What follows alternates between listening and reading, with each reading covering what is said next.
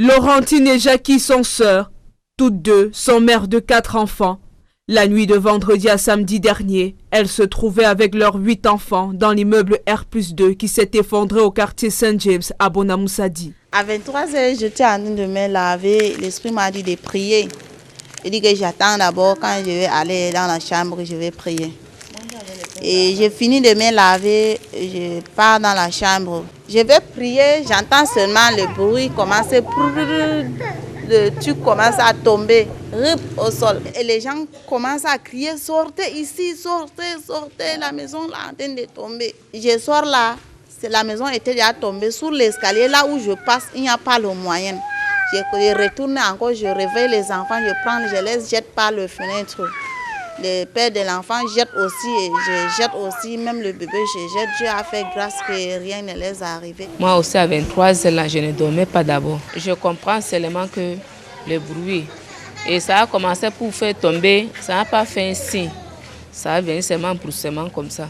Je sors une fois, je vois que ça a tombé. J'ai ramassé mes 4 enfants. Et si commencé à lancer les enfants en bas, c'est mes frères qui m'ont sauvé avec les enfants là. Ils sont venus. Je lance les enfants au sol, il arrête. C'est moi celle qui a resté là-bas en haut. Moi-même aussi, j'ai sauté. Mais je n'ai pas eu le blessure beaucoup.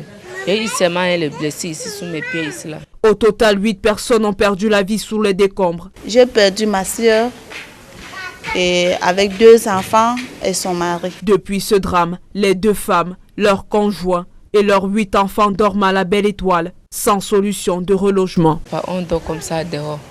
On n'a rien. Toutes nos choses, ils sont écrasés. Ni mamite, ni matala, ni drap, ni habits des enfants. Seulement les gens des quartiers viennent nous voir comme ça. On donne les habits aux enfants et donner aussi le pain aux enfants qu'on mange. Originaire de Yagua, dans la région de l'extrême nord du Cameroun, elle s'était installée dans cette bâtisse en ruine il y a près de 5 ans. Je suis venue, on a commencé d'abord à vivre là-bas à Kolmita. Après Kolmita à Lok-Bizou. Et Lok-Bizou, on a encore commencé à nous chasser là-bas. On a dit qu'on va arranger la chanter là. On a sorti là-bas, venir trouver aussi la maison ici là. On est aussi entré dedans. On est venu se chercher. Quand tu quittes quelque part, si c'est dur là-bas, tu viens te chercher.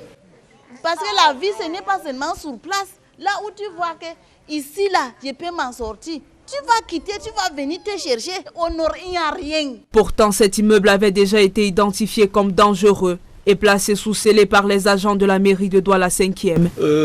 Tous les ans, aux environs du mois de mai, je demande au service technique de répertorier tous les immeubles qui menacent ruine, à l'effet de soumettre tout ce constat sur le terrain à la hiérarchie pour qu'elle prenne des mesures, même au moins pour une formation, afin que des mesures soient prises pour pouvoir évoluer dans le processus, parce que c'est un processus assez long. Vous savez, on ne peut pas se lever un matin comme ça et aller détruire la maison de quelqu'un sans que la procédure n'ait abouti. Alors que les fortes pluies continuent de s'abattre sur la ville de Douala depuis plusieurs semaines, les autorités redoutent de nouveaux drames, liés notamment aux éboulements de terrain et aux bâtiments fragilisés. Le cas de vendredi était un cas d'école.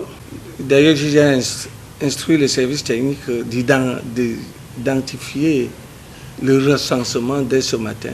Et j'aurai d'ici la fin de la semaine la liste des immeubles dans ce genre de situation. Nous allons les informer que là où vous êtes, c'est dangereux, il faut partir. Profitant de cette nouvelle tragédie, le maire de la ville, Roger Mbassadine, appelle les populations à faire preuve de responsabilité. J'appelle les populations à respecter les règles d'urbanisme.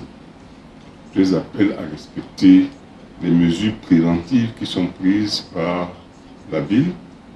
Ces mesures visent à sauver les vies humaines. Ce drame ravive le souvenir de la catastrophe de Mobile Guinness, où l'effondrement d'un immeuble R+4 avait coûté la vie à plus d'une 30aine de personnes.